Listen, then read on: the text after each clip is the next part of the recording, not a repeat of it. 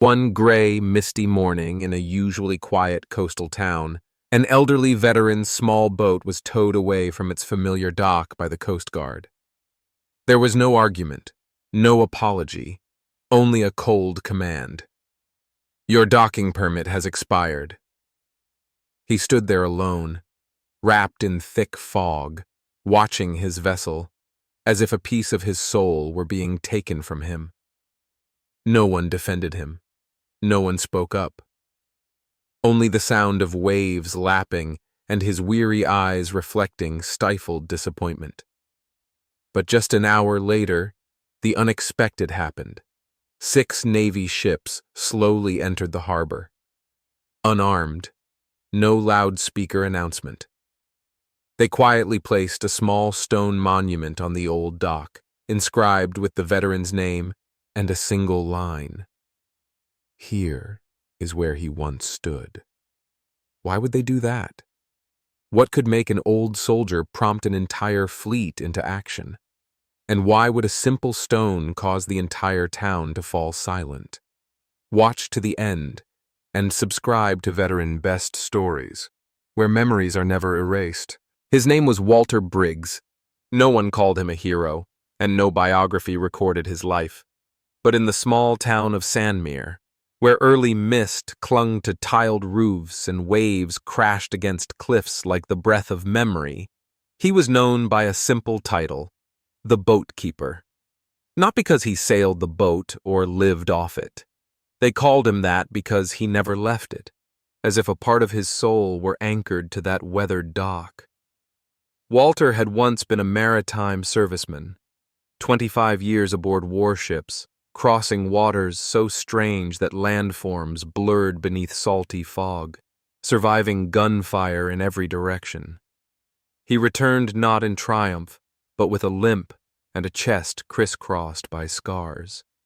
Yet no one heard him recount those old stories. There were no drunken nights filled with nostalgia.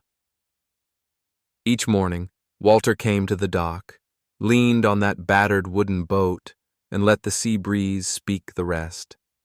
That boat no longer went far. Its engine was broken, its decking rotted away. But to Walter, it never needed to leave the harbor. As long as it stayed moored, preserving the scent of salt, the faded wood, and its familiar tilt whenever waves slapped its side, he could sit there, close his eyes, and hear the echo of old comrades' footsteps, men who would never return. Walter spoke little. He did not need to. He wiped salt from the rail, retied the mooring lines, straightened the small American flag perched aft, faded, frayed, yet still flying when the ocean wind blew. Each motion was not a habit, but a ritual, as though he were safeguarding something more sacred than memory. A vow never to be forgotten. The villagers were used to this sight. They passed him on their way to work, waving or offering a quiet smile. Children once asked their parents, "What does he do at the dock?" And the answer was always the same: "He keeps the boat." But gradually people understood that the boat itself was not what mattered most, but the values it embodied. Loyalty, honor, and the memory of an entire generation's silent sacrifice. On cold, rainy mornings, when the sky turned gray as sea and clouds blended, Walter was still there, his old military jacket soaked, his boots sloshing in puddles. Yet he never missed a day. That thin, stooped figure standing beside the boat became an immovable landmark in time and oblivion. He needed no audience, no applause. He only needed to preserve what others had relinquished. Once, a young reporter came from the city to Sandmere. She had heard of the Boat Keeper and wanted to photograph him. But standing before Walter, she found herself unable to press the shutter, for what he exuded could not be captured by a lens. It was something only felt in the heart: stillness, steadfastness, and eyes that had witnessed too much to be shaken by any camera. She asked, What did you dream of after you were discharged? Walter looked out at the sea, said nothing at first, then softly spoke, without meeting her gaze. I only wanted to keep something whole. After that, interviewers visited less often. Yet strangers still came by, not to hear stories, but to stand beside him for a few minutes. Some left a small flag, others scribbled a few lines on a folded note. Some simply removed their hats, placed a hand over their heart, and walked away in silence. Over time, Walter's wooden boat became a waypoint of memory. No signpost, no plaque, yet anyone who came knew this was not a monument. It was a piece of America, a piece easily forgotten without someone to remind them. And Walter still came, every day, not because he was an idle old man with nothing else to do, but because he knew, if he did not keep that boat, no one would keep the memory of the generation that had fallen for him. He needed no certificate, no honorary title. He only needed the wind to keep blowing, the sea to keep whispering, and that flag to keep flying above the cabin, so it would be known that some things must never be lowered. That morning, when fog still blanketed the bay, the whole town lay in its usual slow slumber, but no one expected that peace to be shattered. From afar, the hum of engines arose through the mist, revealing a Coast Guard patrol boat, cold and resolute, approaching the dock with silent determination. 2 young officers disembarked, their uniforms crisp, movements efficient, each gripping a sealed enforcement order and file. To them, it was a routine duty. A vessel's permit had expired. Protocols must be followed. They did not know Walter Briggs. They did not know that the humble, weathered wooden boat before them harbored the town's quiet soul. The docking permit had lapsed 3 weeks earlier. By law, the slip had to be cleared for new traffic. No exceptions. They stepped forward, eyes flickering with unease, when they saw the frail old man leaning on his cane, watching them, not with panic, not with anger, not with pleas, just with a look so deep and still, as if peering through the shell of reason they carried. Walter said nothing. He simply nodded once, a gesture so slight it might have been carried away by the wind. Then he slowly stepped back a few paces, standing firm on the wooden planks, his gaze never leaving the boat that had been his own hands' work after 25 years of naval service. The engine no longer ran, the deck rotted with age. But each dawn, Walter had ritualistically cared for it, wiping off salt, tightening ropes, touching the wood's grain as if listening to his past speak. They untied the lines. The boat's dry, hollow creaks echoed as it was drawn free from the dock, where it had lingered for so many years. To bystanders it might sound ordinary, but to Walter, to the people of Sandmere, it was the sound of severance, of something sacred being wrenched away from this land. A gust of wind swept across, tugging at the edges of his faded coat, yet Walter remained unmoving. He stood like a statue, eyes tracking the boat's measured retreat, as if an old soldier were bidding farewell to his last comrade leaving a trench. No protest, no tears, only silence, and that silence rang out like a mournful anthem across the still bay. The town seemed to hold its breath. Through windows and parted curtains, from parked cars lining the streets, people watched in hushed stillness. No one spoke. No one emerged to intervene. Yet everyone felt they were witnessing an injustice, even if on paper everything was lawful. The boat drifted away, quiet as it had always appeared. It slipped into the mist, its creaks fading into the wind. Near the stern, a small brass plaque bore the names of 3 sailors who had died alongside Walter in far-off seas. Each dawn, Walter gently wiped that plaque clean, private homage that no one else saw, lest anyone forget. Only when the boat vanished completely into the fog did Walter turn away. He departed unhurriedly, head held high, yet in his gait something bore a permanent weight. Not a pain one could name, but the loss of a part of himself. A fragment of memory. A piece of loyalty, quietly uprooted. The next morning, the dock sat empty. The old planks creaked softly under the early sun, and the space where Walter's boat once rested remained a fresh, unhealed wound. No one spoke of yesterday's events, yet everyone remembered, and all felt that something had been taken that could never return. Walter did not appear that morning, nor in any of the mornings that followed. But in the hearts of Sandmere's townspeople, the image of him standing by the boat, eyes untainted by resentment, form weathered yet unbowed, became part of their shared memory. They would not forget, not because he asked them to, but because he had never demanded anything. Perhaps that is why he deserves to be remembered more than anyone. No one knows exactly what happened after that morning.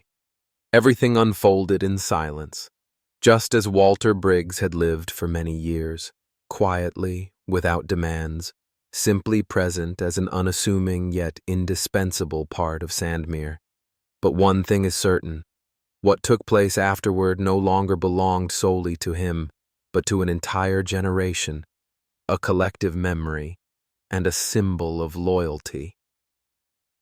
The story began with a blurry video, filmed by a high school student who happened to pass by the dock. In the shaky frame, one sees an old man standing motionless beside his wooden boat as it is towed away. No words, no resistance, only a gaze so deep it seemed to hold the ocean of decades. The student did not know who he was.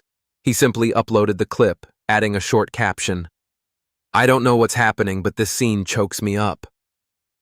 Within less than 30 minutes, the clip had touched tens of thousands of hearts, and one of those hearts belonged to a young soldier who had once served with Walter in Bahrain.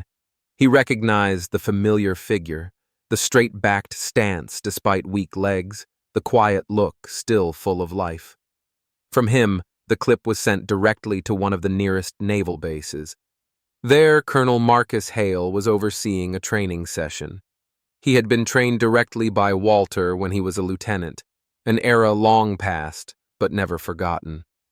Marcus often said that Walter's calm discipline without words had taught him what loyalty truly meant. Not loyalty to orders, but loyalty to what is right. When he watched that video, under the harsh white lights of the command center, he said nothing for several minutes. He only stared, silent, until his eyes grew heavy and he exhaled deeply. He did not call a council meeting. He did not notify the press. He did not send a petition. He simply looked at the navigational charts and said one brief sentence to his subordinate: "We owe him a duty."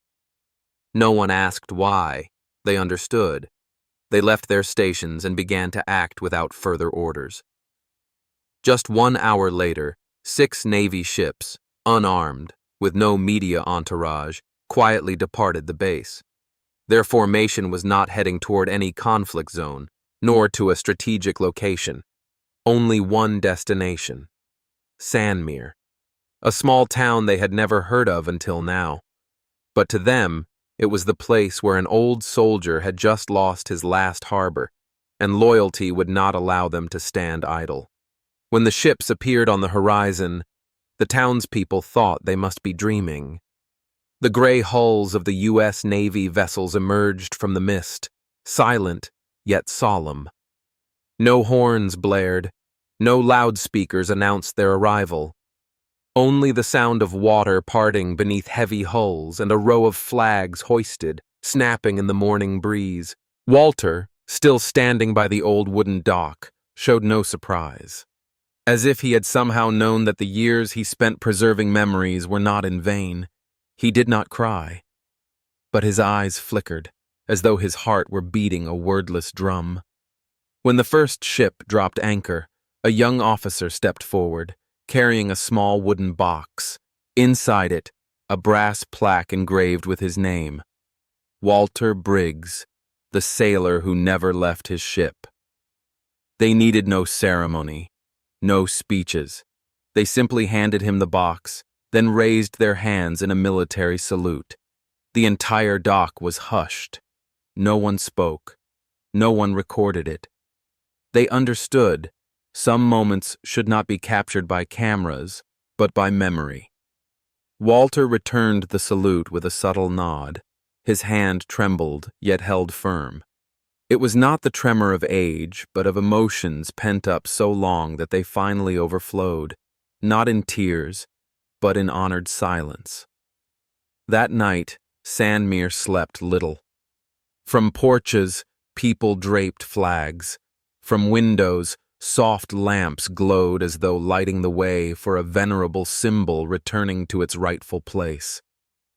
The townspeople no longer spoke of rules.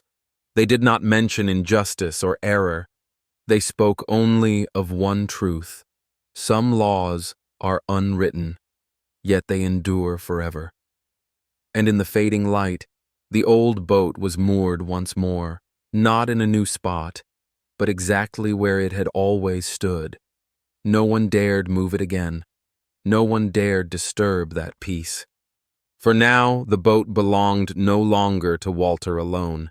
It had become a shared memory, a place where America, through layers of time, war, and sacrifice, rediscovered itself. The hum of engines rumbled from the horizon like a warning. At first, it was just a distant echo, then another echo, closer, heavier, steady as a ceremonial drumbeat. The people of Sandmere, still drowsy in the pale morning light, fell silent. None knew what was happening, but their instincts told them this was no ordinary event. Within minutes, the entire town had spilled onto the dock. Hurried footsteps, frantic looks, whispers choking in throats. On the water, so eerily calm, 6 Navy hulls emerged like apparitions. No horns blared, no announcements were made, no flags flew. They simply advanced, slicing the surface like cold steel, in a formation both flawless and formidable. The townsfolk stood unmoving, some pressed hands to their chests by reflex. Some welled with tears for no clear reason. The air thickened with unspoken weight. They realized this was a warrior's ritual, not a performance. At the dock's center, where Walter Briggs's wooden boat had lain motionless for years as a living relic, now yawned a painful void. And from that very spot, a squad of soldiers in solemn uniforms disembarked. No echo of bootsteps, no wasted motion. In their hands, they bore a small gray stone, heavy with the sea's memory, the name carved into the stone, Walter Briggs. Beneath it, only one line. Here is where he once stood. No embellishments, no eulogies. Yet the dock seemed pinned in place by those 6 words. Each person read them and fell silent, as though reminded that part of this town's soul had once lived, fought, and sacrificed in quiet, and was now being quietly returned to its rightful place. Walter Briggs stood at the edge of the crowd. No one needed direction to know his face. The old sailor, slightly stooped, leaning on his cane, did not shed tears nor tremble, but the sea breeze stirring his silver hair made everything around him still, not because of age, but because of the weight of memory heavy in his every breath. He no longer stood beside his boat. He did not wipe its hull, nor tend its lines. Today, he stood facing that spot, where his soul had found anchor through years of solitude. He removed his cap slowly, very slowly. A small gesture, yet it caused every heart on the dock to falter. The entire space trembled, as if awakened by recollection. His hand rested on his chest. Once. Only once. But in that gentle touch lay decades of ocean wind, memories of blood and tears, the final grip of hands shared with comrades on foreign shores. It was a promise never spoken aloud. No one dared shatter the silence. Even the sea seemed to hush. A few stray seagulls flitted overhead, disappearing into the mist. But everyone's eyes remained fixed on the old sailor, standing there, head bowed, like an unbreakable monument amid wind and fog. When the stone was set down, no formalities were needed, no music or speeches.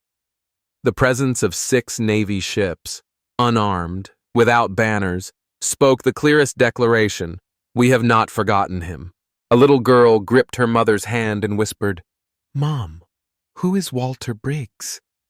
The mother said nothing at first, because how can you encapsulate a lifetime of silent loyalty, a life of quiet devotion, in a few words? Walter stood in place, unmoving, unbowed, but in his reddened eyes blazed a silent storm of gratitude, of history flooding back, and of justice that needed no explanation. The sailors withdrew in turn. They returned to their ships as though they had never appeared, no footfalls echoing, no stray glances. Their formation turned. All 6 vessels pivoted and departed as they had arrived, silent, steely, yet leaving a tremor deep in the hearts of those who bore witness. And as every sound faded, as the water returned to glassy stillness, only one figure remained. Walter, capless, cane abandoned, standing like a stone beside that small memorial. He needed nothing more. For in that moment, on that windswept dock, all of America, if only for a breath, had paused to say, "We still remember you." Since that day, the small stone has quietly become part of the town's heartbeat. No one ordered its placement. There was no opening ceremony, but the people of Sandmere understood. That spot now held a soul. It was not a grand monument, nor a tourist attraction. It was a familiar hush, a little corner brimming with feeling, where they could pause, exhale, and remember. On the first morning after the memorial, a boy with a toy car raced along the dock. As if by instinct, he stopped when he passed the stone. No one taught him to do so, but perhaps, in the soft dawn light and the lingering solemnity in the air, he felt something that grown-up words could not convey. On that same morning, an elderly woman slowly stepped onto the dock, her white hair tousled by the wind, her hand trembling as she placed a small flag beside the stone. No one asked her name, yet many stood behind her, silent, as though that silence was the deepest tribute. Day by day, the stone never stood alone. A young man left a crumpled note at its base, an unspoken confession. A woman placed a seashell tied with red thread. A college student abandoned his father's old unit pin. These simple, disparate tokens shared one thing. They were memory, gratitude, words unspoken to someone gone. Walter still came, every day, as a quiet rhythm of life. No one summoned him, no one requested his presence. But he came, sometimes standing alone, sometimes accompanied. No one had to speak. Sometimes it was just a nod, a gentle touch on the shoulder, a silent look exchanged. The old dock, once forgotten, once removed, now breathed a different life.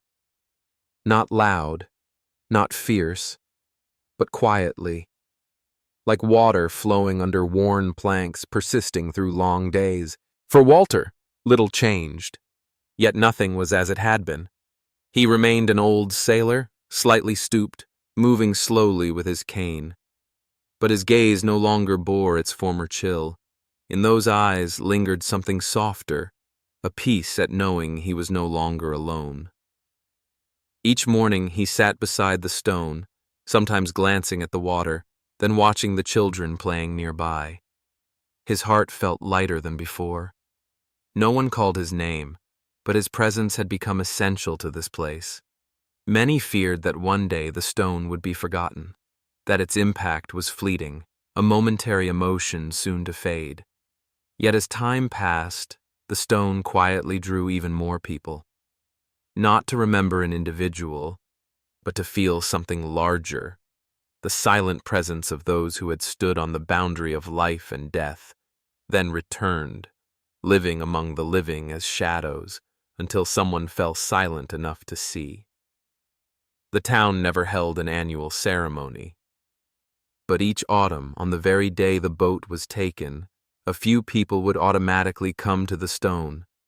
No invitations, no signs, only familiar footsteps, pant hems rolled up as they walked through damp sand, hands carrying something, no need for value, placed at the stone's base. They stood there a while, then silently departed. Walter still spoke little, but once, when a child came to sit beside him, curious about the stone, he quietly said, "Your uncle once stood here." Then he fell silent, letting the boy sit as long as he wished. Because he understood, some things must be etched by time, not rushed. Time will pass, generations will change, but places like this, places that need no fanfare, will endure as silent yet powerful reminders that there are those who gave without expectation of fame, that justice does not always bear medals, and that sometimes a small stone alone can remind an entire community that gratitude needs no words, only presence. The old dock is no longer a place forgotten. It has become Sandmere's silent pulse, a promise among the survivors that we still remember. Walter Briggs's story had no fireworks exploding, no triumphant parades, nor banners hung along Main Street. There were no tearful speeches from officials, no stirring music booming through loudspeakers, and precisely because none of those things existed, his story was extraordinary. In its place was a silence heavy with meaning, a recognition not loud but profoundly deep, a bare, unvarnished truth, etched with the most sincere respect. No one erected a towering monument in his honor, only a small stone, placed where his wooden boat had lain for all those years. On it, a single name was carved, Walter Briggs, and below, in small letters, "Here is where he once stood." None of it was ornate, none of it was hollow, yet it was enough to bring an entire town to a halt. The people of Sandmere began to visit that spot as part of their daily routine. They did not call it a monument. To them, it was part of life itself. Children playing nearby lowered their voices when passing. Elders sat beside the stone, not to lament their age, but to remember friends who had once served alongside them. Some placed a small, faded flag. Others set down a single seashell.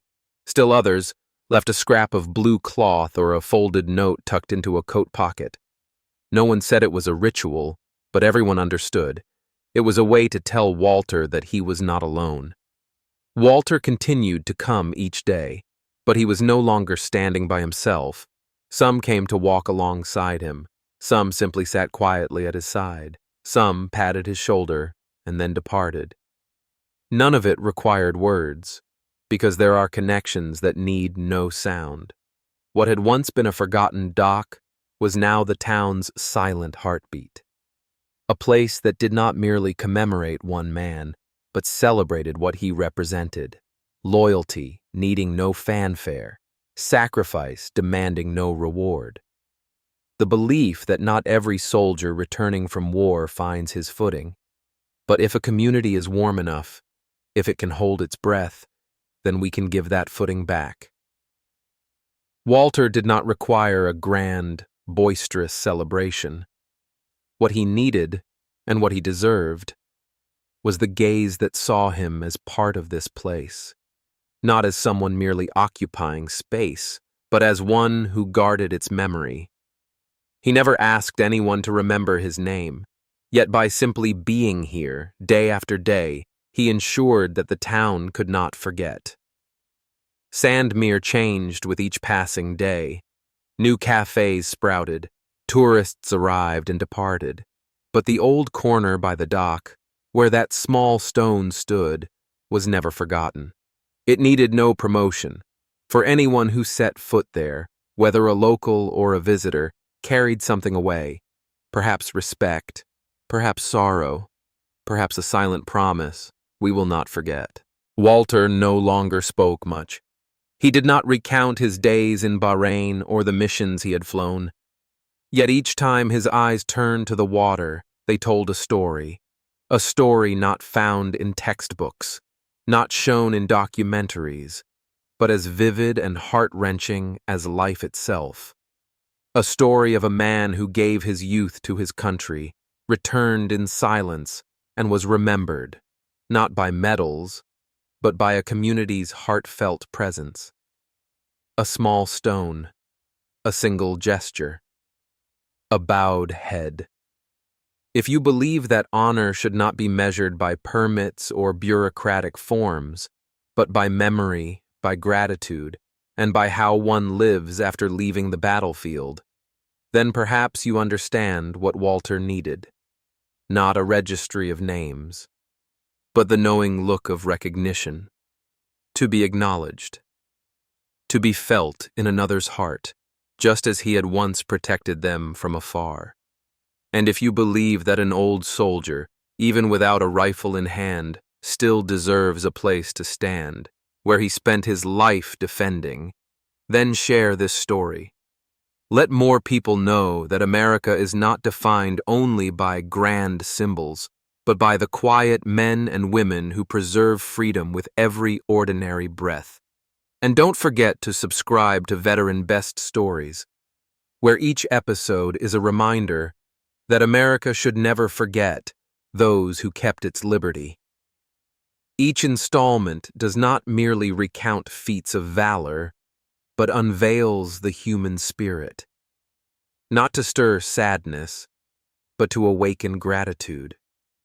Not to end in tears, but to begin in reverence. Walter did not need you to weep for him. He only prayed you would not forget.